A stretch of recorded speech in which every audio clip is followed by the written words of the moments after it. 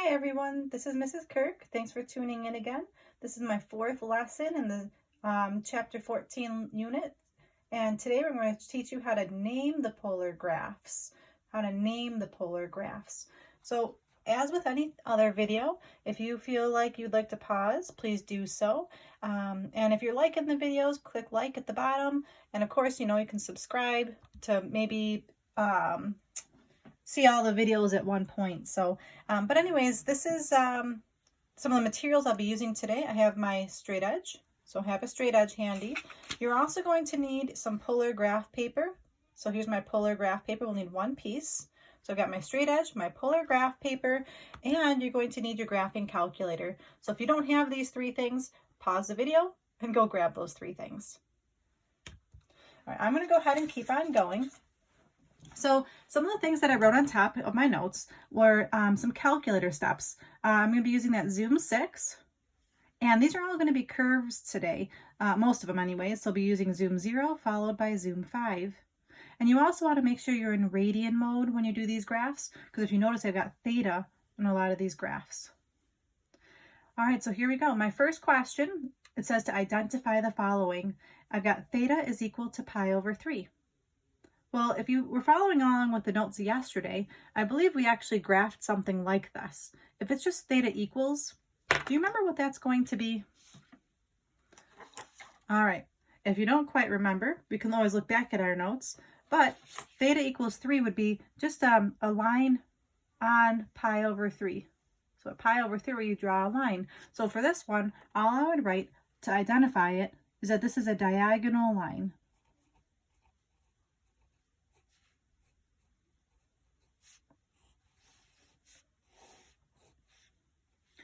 Now what about r equals 5? Again, we did that exact same question in the previous day's notes. So you're welcome to flip back to find it, or I could use my calculator real quick just to double check this. So I'm going to go ahead and grab my calculator. I'm going to my y equals, there's my r equals, and I'm going to type in r equals 5. And I'm doing my Zoom 6, Zoom 0, Zoom 5. And again, this would be a good time to pause the video and practice those keystrokes yourselves. The more you practice typing it in, the better chance you're going to have that almost like muscle memory on the calculator. So Zoom 6, Zoom 0, Zoom 5. So what is this? It's a circle. And what can you tell me about that circle? The center is 0, 0, and the radius is 5. All right, so if you ever have a circle, I would like you to write down the details. So it's a circle. The center is at 0, 0, and the radius is 5. All right, so far smooth sailing. Those are all graphs that we've done in the past. Now we'll get into something maybe we've done, maybe we haven't. We're not converting anything today. I'm just doing all of this on my calculator. So here's my next question, question number 3. Go to your y equals, clear out whatever's in there. Type in 2 sine theta. Again, theta is this x key right here. It says x t theta n. So I typed in 2 sine theta. I'll do my Zoom 6, Zoom 0, Zoom 5. So anytime you've got, Zoom 5. Anytime you've got some kind of curve, you need to do that Zoom 0, Zoom 5. So what is this? It's a circle. Where's the center this time? 0, 1, it's right here. And then what's the radius? The radius is just 1. So again, for this particular homework, it's nice. We're going to be taking a little bit of a break with all these from all these conversions. It's just practice on typing on your calculator. All right, I'm going to go on to the next set of 3 questions, and if you need to pause the video to write down the questions, please go ahead. But I'm, again, just using my graphing calculator. I'm going to go into my y equals screen, clear out whatever's in there, and type in this next equation, 3 minus 3 sine theta. Okay, so hopefully you're typing this in. Pause your video. Try the Zoom 6, Zoom 0, Zoom 5. Here I go. Zoom 6, Zoom 0, zoom 5. Oh, look at that cute graph. Does it look like something to you? In math, we call this a cardioid because it kind of looks like a heart. Okay, so again, practice that on your calculators to make sure you're capable of typing it in yourselves as well. This is a cardioid, which I think is maybe Latin for heart. I'm not sure. I'm just going to draw a quick sketch of this, so it kind of looks like a heart. Now, at your level, I'm just going to also write down what the equations of any cardioid will be. So if you want to play around with your calculators, you can do that. If you have a plus or minus a sine theta, or if you have r equals a plus or minus a cos theta, you should get some kind of cardioid. So if you've got some time and you want to play around with this, see what happens when you change the numbers to be 6 and 6, or what happens when you put a cosine, or what happens if you put a plus in the middle. So you can feel free to do that on your own time if you would like. I'm going to go on to question number 5. All right, here's my question 5. I'm going to type it in. Go to y equals, clear out whatever's in there. I've got 1 plus 2 sine theta. Again, please try not to just watch the video. I would recommend that you pause and you try typing it in yourselves to make sure you can get the correct keystrokes. And the more time you type it in, you'll just start memorizing the keystrokes. So after I type it in, I've got zoom 6. What's next? Zoom 0. Zoom 5. Wow, that's a pretty cool looking graph. It's got a little loop here. Okay, so I'm going to write down what this is called. In mathematics, we call that a limacon. L-I-M-A-C-O-N. There's like a little accent under the C. It's a French word, limacon. And it had that little loop there. See that little loop? So we call that limacon with an inner loop. So again, at our level, you do not need to memorize just by looking at the equation what the answer is. You will be expected to be able to type them on your calculator and look at this picture and know this is called a limacon. That's what you need to memorize. So I'm going to go ahead and try my best to draw what this looks like. I always have a hard time. Maybe if I start with like the loop first and then loop it out. Something like that. Clearly, this is more circular on my graph than what I was capable of doing, but just a little sketch for yourselves. So what's the rule for limacon? Well, it's going to be r is equal. Now, what do you notice about these numbers? They're different.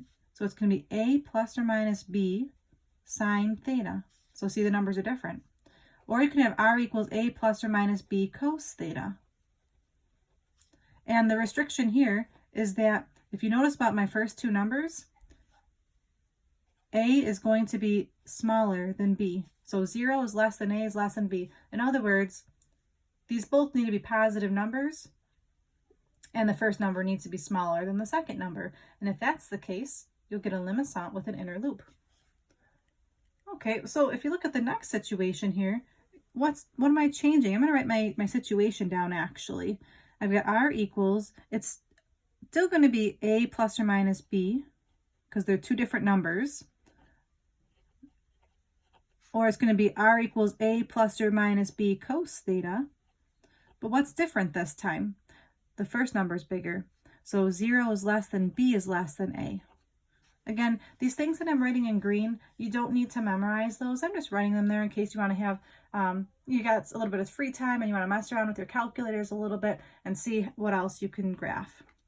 I gave my son my calculator, actually my daughter, and they were going crazy graphing all sorts of things. They're 5 and 7 years old. All right, so let's check this out. I'm going to graph this on my calculator. 2 plus 1 sine theta. Okay, what are the zoom strokes that we have to use? Zoom 6, zoom 0, zoom 5. And again, pause the video so you can try it. And now this is interesting. It looks a lot like a circle, but if you notice, the bottom is a little bit flat. So it's like maybe like a soft flat tire almost. We call this in mathematics a limousin without an inner loop. So again, I encourage you to play around with your calculators and see what happens when you change these numbers. How does that change the graph? It's still got to be a limousin without an inner loop, but what will it look like? And again, I'm just going to kind of draw a picture of this. It's like a circle, but it's flat on the bottom. A little flat on the bottom. So the best of your abilities, go ahead and draw a little sketch of that. It's a little bit like a flat tire. All right, I'm going to go on to the last couple of questions here. All right, we're on to number 7. So number 7 is probably one of my favorite graphs. I'm going to go ahead and write down what the rule is for this particular graph. This would be if you have r equals a sine b theta, or r equals a cos b theta.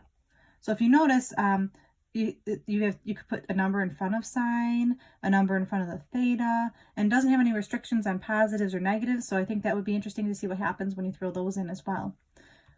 All right, let's try to graph this. This is my son's favorite graph too.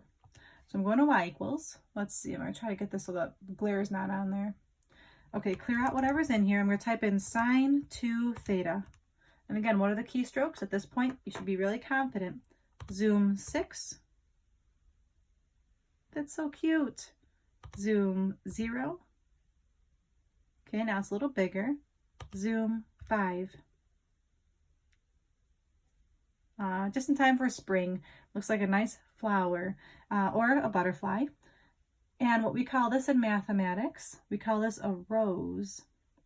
And when you have a rose, you have to identify how many petals it has. So this rose has 1, 2, 3, 4 petals. So you would say this is a rose with 4 petals.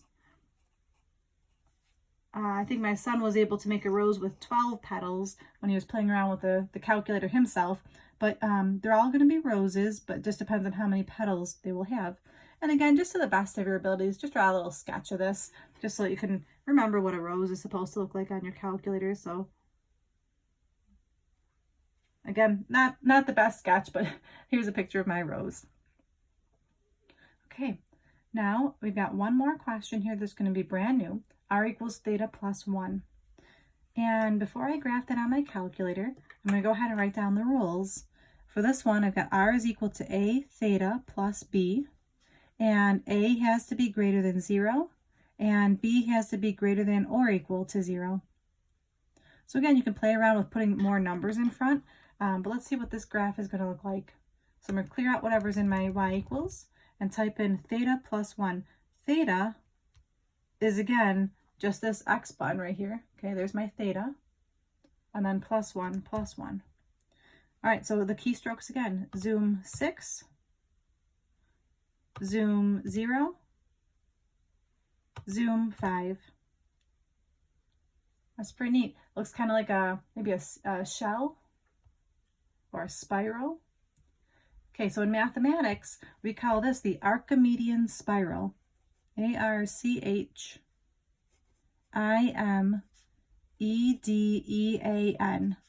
spiral. And again, I'm just going to draw a quick sketch of this. It kind of looks like a shell or a spiral like this. And I encourage you to play around with your calculators to see what happens if you change the numbers in front. So again, at our level, you need to be able to just recognize what the graph will be. So I might give you an equation, and then you could just type it on your calculator using those zoom keystrokes and figure out what kind of graph it will be. Will it be a cardioid? Will it be a limousin with a loop? A limousin without a loop, and so on. So you're allowed to use your calculators to graph these. Okay, here's the last question. I want you to actually graph this now on your polar graph paper. And I'm going to walk you through how to do this. So let's just go ahead and see if we can graph this on our calculators first. Going to y equals, clear out what's in there. You got 4 cos 2 theta. I'm going to do my zoom 6, zoom 0, and zoom 5. So somehow now I'm going to walk you through how to somehow graph this on this polar graph paper. So again, if you need to go ahead and pause the video and get your supplies, please do so. You will also need a straight edge. This will be almost impossible without a straight edge. All right, so I've got my polar graph paper handy, and one of the things I want you to notice here is the axes on this polar graph paper. Actually, I'm going to slide this over a little bit this way and see if that'll fit. Okay, so if I were to look at some, I want to plot some points. Actually, I don't like the way that's looking. I'm just going to go right here. I'm going to plot some points here. So I want to find my table. How do you get your table? Second graph. So I'm going to second graph. And here's a table of values. Now, way back in the beginning, my mode was radian. So just make sure you are in radian mode. Now, my calculator currently is going by increments of 1. So if I look at my grid, though, these are not going by increments of 1. This means 1 radian. 1 radian is none of these numbers. I mean, this is pi over 6 radians. This is pi over 3 radians. This is pi over 2 radians, which are not the same as these. So what I need to first do is figure out what my grid is going by. If it's skipping a space and saying that's pi over 6, this first line is actually pi over 12. Let's see, pi over 12, this would be 2 pi over 12. This would be 3 pi over 12, 4 pi over 12. 4 pi over 12 does reduce to pi over 3. So just take my word for it. This is going by increments of pi over 12. So just write that on your grid. Now, how does that help me? Well, my grid on my table is not going by pi over 12, but I can change it to go by that, that step. So the way to do that, and I'm going to write this down on my paper here, for question number 4, you want to change your table setup.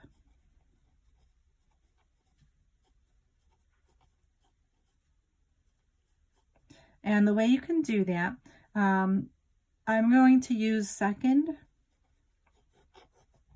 window. So if you could please grab your calculators and try to type in second window. So here's second, and then window is right up here. Second window. Now it's telling me a table start at -2. I don't want my table start to start at -2. I want my table start to be at 0, because that's the first radian measure. And I don't want to go by increments of 1.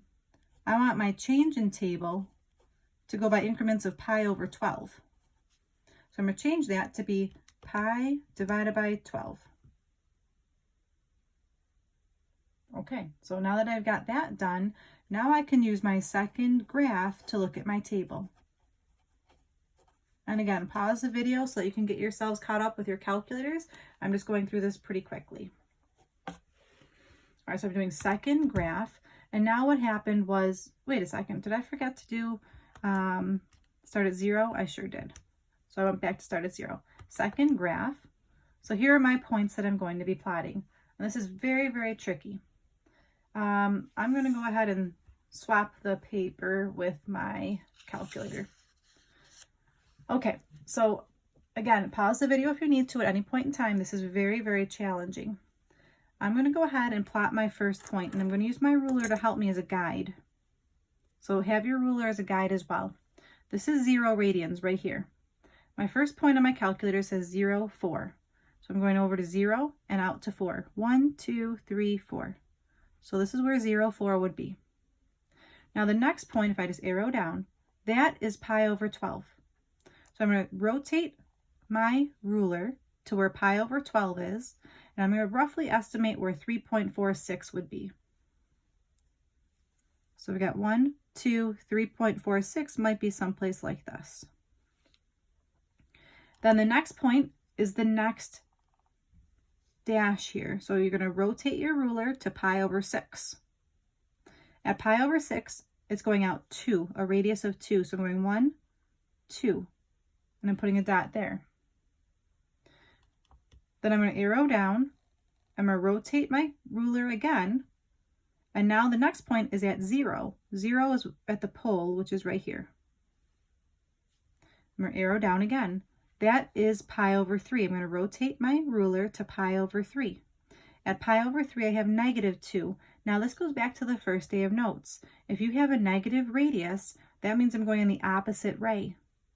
So at pi over 3, I have to go -2, so it's going in the opposite direction. 1, 2. Okay, so that point is down here. That's very tricky. Now the next point would be the next ray here, so I'm going to keep on rotating, and that's at -3.46. So I'm going in the opposite direction. 1, 2, 3.46 might be someplace like this.